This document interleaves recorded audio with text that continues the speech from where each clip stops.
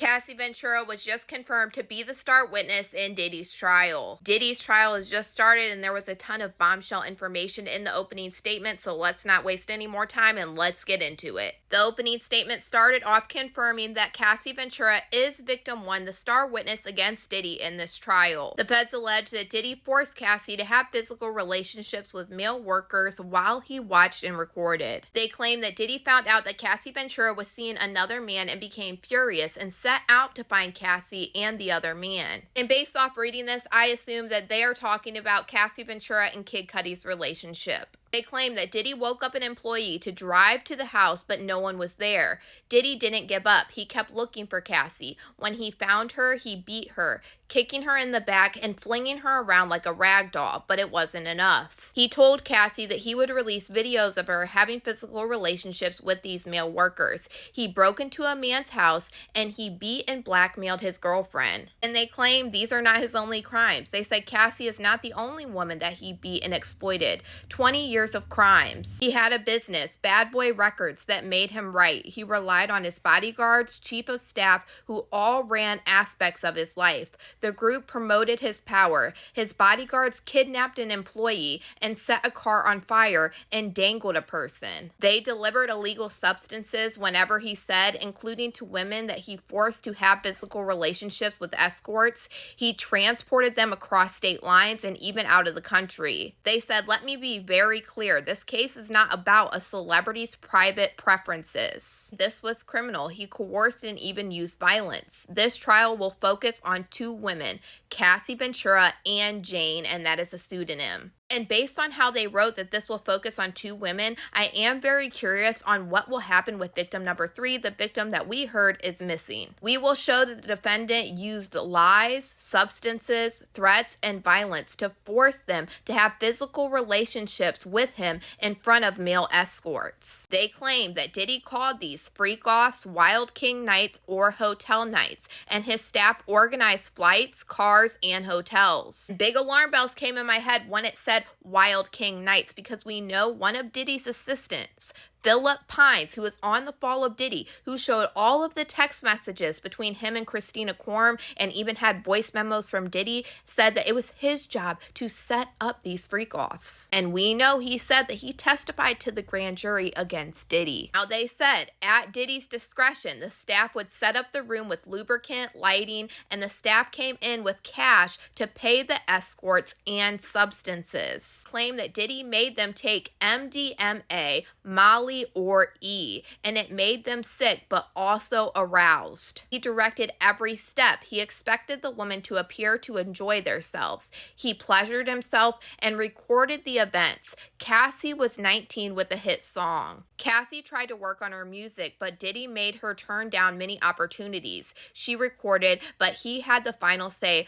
over the music she released. There was never another album. He hit Cassie in the head and dragged her by the hair. He stomped on Cassie's face in an SUV and then made her stay in a hotel for a week to hide her injuries. He set up freak-offs as often as once a week. Diddy made the escorts in her mouth. I can't even say that. As you will see in this trial, he beat her in the hallway of a hotel to drag her back to a freak-off. And I've been saying this for a long time. That is where the video of Cassie is coming into play, because they are saying that there was a freak-off that happened in that hotel. Initially, she wanted to make him happy, but she didn't want to, but the defendant made her. The consequences were severe. He beat her when he thought she took too long in the bathroom. Defying him would end in violence. She fled and he found her with the help of his inner circle. Cassie's career was in her hands. He told her he could destroy her career by releasing the video. When he said to have a freak-off, she knew she had no choice. She called the escort and put on the performances he wanted.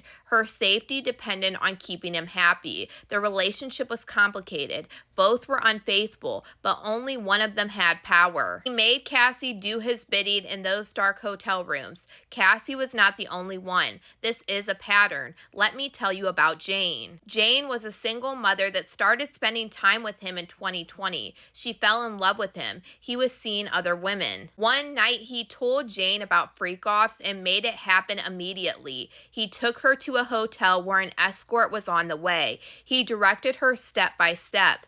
Jane thought it was only a one-time wild night. She was wrong. He continued offering a real relationship. Jane wanted the escort to wear protection, but Diddy did not let them. Jane tried to make it through these nights without substances. The first time she broke down and took E to finish. Another time she vomited, but he said, do it again. Jane found two men and invited them to join the freak-off so she could choose the man that she would be intimate with. Diddy discouraged her from working. He had the power to coerce her back into hotel rooms. He threatened her with videos. Not even a year ago, he went to her house. She was angry. She hit him. He became enraged.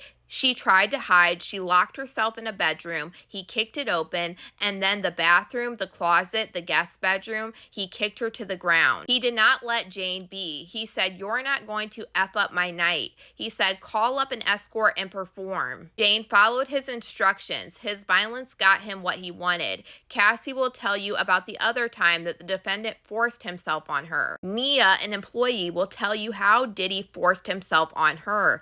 Hand up her dress, and essaying her. Amidst all this violence, he and his inner circle worked to cover up his crimes. The video at the LA hotel, you will hear just how far this went. Diddy offered the hotel security guard a wad of cash, a brown paper bag with $100,000 in it. The inner circle kept Cassie in hiding for days. For all of this, he is charged with multiple federal crimes of racketeering conspiracy. Cassie and Jane will tell you the most painful experiences of their lives. You will hear from some of the defendant's employees, including his personal assistant, Mia, who was SA'd. You will hear from an employee he forced into an SUV with a weapon, and from a chef. They worked punishing hours, at times without sleep. They brought substances for him. They were expected to keep quiet. Some of these witnesses have already received settlements. You will also hear from some of the escorts. The defendant directed them and filmed it. An escort saw Diddy assault Cassie and drag her by her face during a freak-off. You'll see recordings from the hotel and the damage and car services. You will see text messages in which Diddy tells the staff to bring cash for escorts, and by Jane saying that she did not want to do the freak-offs. You will see videos. In them, you can hear Diddy provide direction to Cassie and Jane while on E. You will see a video of Diddy beating Cassie during a freak-off in the LA hotel. You will see photos of the damage, including to 4 doors in Jane's home not even a year ago. You will see what he had in his homes: weapons, med bags, lube. You will see the agreement with the hotel guard, barring him from speaking after he paid $100,000 for the video. You will hear him manipulate Jane into saying she wanted it, his threats not to pay for her home, text to his staff about it. I ask that you do 3 things. Pay attention to the evidence, follow the judge's instruction of the law, and use your common sense, and you will reach the verdict that Sean Combs is guilty. Woo, that was one crazy opening statement, but y'all let me know what you guys think about all this in the comments.